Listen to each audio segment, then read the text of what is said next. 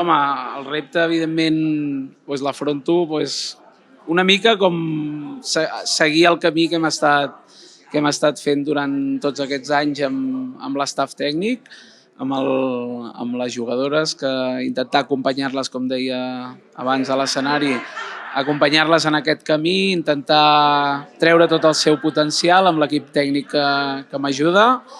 i intentar, jo crec que amb el nivell d'aquestes jugadores i el potencial que tenen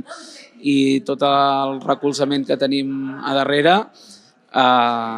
serem competitius, segur.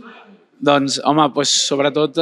agraït, no? Agraït pel reconeixement de la nostra ciutat, de tota la gent de Terrassa, i per les institucions i tothom qui ha fet possible aquest premi i aquest reconeixement, que en realitat és un reconeixement a l'equip, no? I a tota una trajectòria culminada amb aquest èxit a París. Evidentment hi ha molts sacrificis a darrere i molt esforç i no tot es pot resumir en gaudir, no? Perquè hi ha també moments difícils, però el que ens ha caracteritzat durant tots aquests anys ha sigut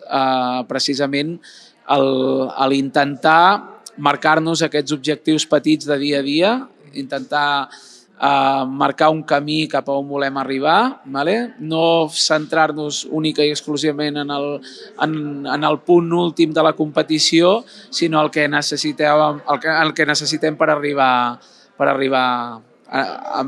aquesta competició de referència, que aquest any és el Mundial de Singapur, posats allà per intentar que quan arribin aquests dies de